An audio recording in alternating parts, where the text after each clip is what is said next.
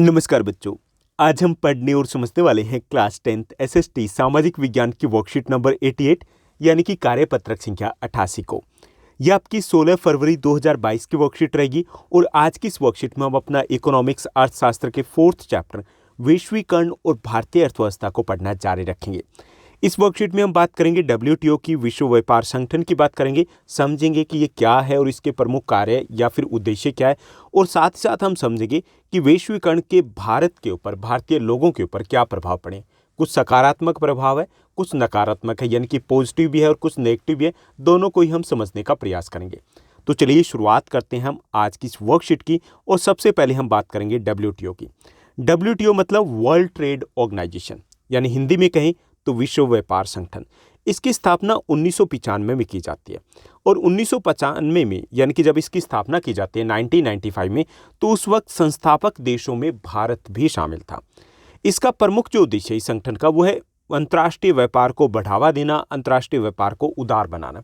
उदार, जैसा हमने पिछली वर्कशीट में समझा था, उदारवाद क्या है कि जो व्यापारिक प्रतिबंध है उसको हटा देना, उसे हम उदारवाद कहते हैं। यानी कि व्यापार के ऊपर या फिर आयात निर्यात है उसके ऊपर जो भी किसी देश ने प्रतिबंध लगा रखे, उन प्रतिबंधों को अगर हम हटा देते हैं तो उसको उदारवाद कहा जाता है, उदारीकरण कहा जाता है।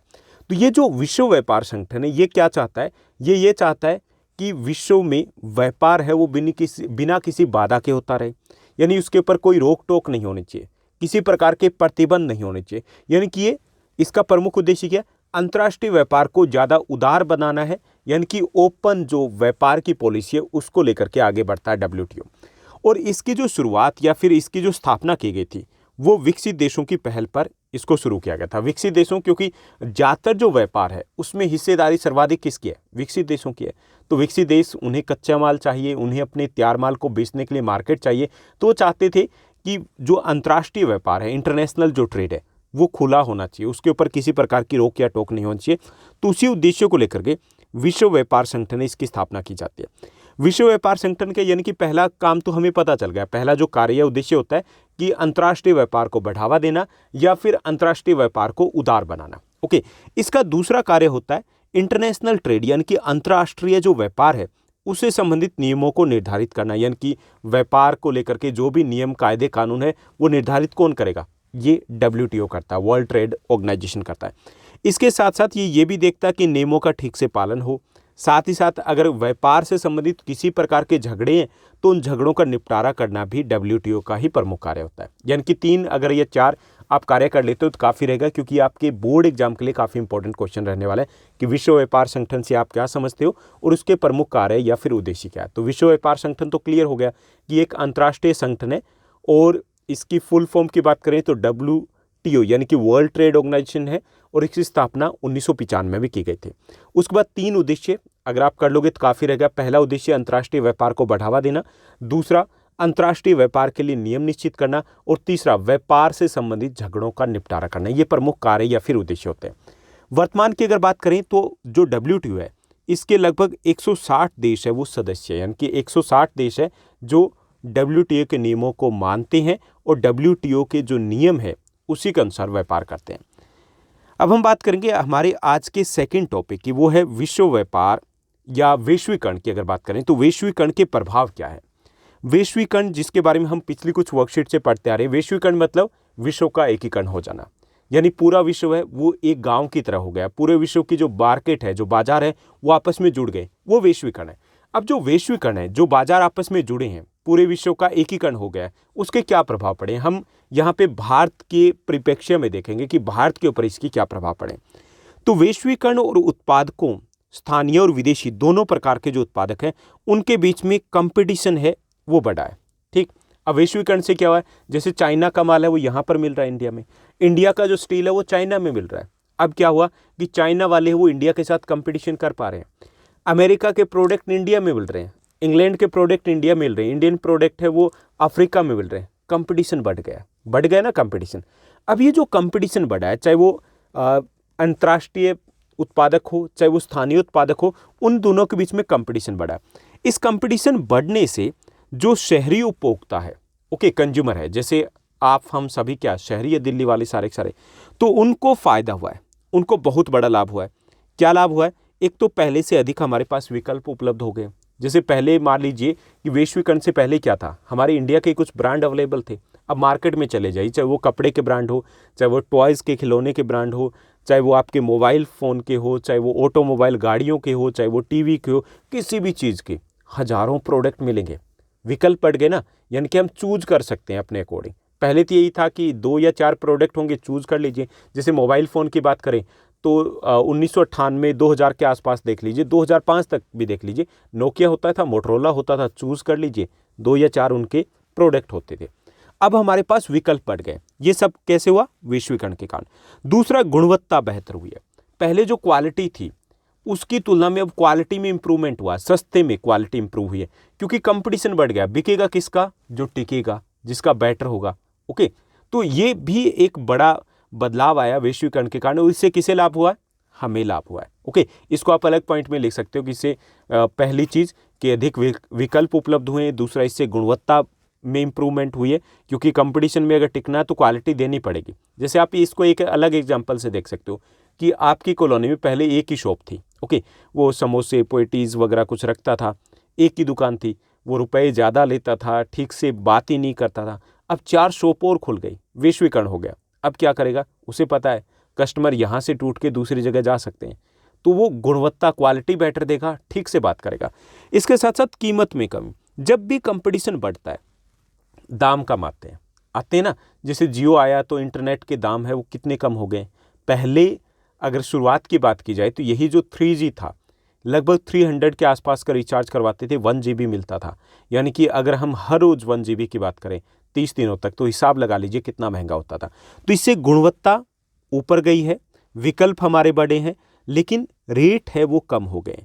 इसके साथ साथ हमारा लिविंग स्टैंडर्ड है वो भी बेटर हुआ है। पिछले अगर 20 ईयर्स की बात करें, 20-25 ईयर्स की, तो हमारा लिविंग स्टैंडर्ड है बेटर हुआ है। उस वक्त वैश्वीकरण से पहले अगर बाइक की बात करें, स्कूटर की बात करें, तो ये वेस्पा, बजाज वगैरह स्कूटर हुआ करते थे, और शायद ही एक कॉलोनी में एक आध स्कूटर हुआ करता था। गाड़ी भी इक्का दुक्का दिखाई देती थी। अब हर घर में 2 या 4 हमें बाइक या स्कूटी मिलेगी, गाड़ियाँ मिलेगी। क्यों मिलेगी? क्योंकि हमारी आय बढ़ी है, इनकम बढ़ी है, और लिविंग स्टैंडर्ड वो बेटर हुआ है। हमारे पास भी सारे के सारे वो प्रोडक्ट, हो सकता है अलग ब्रांड के हो, सस्ते हों, लेकिन हर घर में वो मिल पाएंगे। कैसे मिल पाए? वैश्वीकरण के कारण। उसके साथ दूसरा जो प्रभाव पड़ा वैश्वीकरण का, कि उद्योगों और सेवाओं में नए रोजगार उत्पन्न हुए। उद्योग हैं, उनका विकास हुआ है। उनका विकास होने का सीधे तौर पे मतलब है ज़्यादा लोगों को काम के लिए रखा गया है, यानी कि रोजगार है उसमें वृद्धि हुई है। इन उद्योगों को कच्चे माल इत्यादि की आपूर्ति करने वाली स्थानीय कंपनियां, उनको भी लाभ हुआ है। ओके, यानी कि उद्योगों का विकास हुआ है, सेवाओं का विकास हुआ है, और इससे रोजगार में बढ़ोतरी हुई है। अनेक शीर्ष भारतीय कंपनियां हैं, वो बढ़ती हुई प्रतिस्पर्धा से लाभ मिला है। जो बड़ी कंपनियां, उनको लाभ मिला है, क्योंकि नई टेक्नोलॉजी है या जो उत्पादन प्रणाली है उसमें उन्होंने निवेश किया है, और अपने मानक मतलब अपने स्टैंडर्ड को ऊपर लेकर के गए, क्योंकि उन्हें कम्पीट करना था, और कम्पीट करना है तो टिकने का एक ही तरीका था, अपने स्टैंडर्ड को इम्प्रूव कीजिए। वो इम्प्रूव किया है, और कुछ ने विदेशी कंपनियों के साथ सहयोग भी किया है। जैसे मारुति सुजुकी की बात करें, मारुति इंडियन है, सुजुकी बाहरी है, हमने टाई अप कर लिया। हीरो होंडा टाई अप कर लिया। तो इस तरीके से भारतीय कंपनियों को भी फायदा मिला, निवेश भी मिल गया, टेक्नोलॉजी मिल गई, आगे बढ़ने का मौका मिल गया।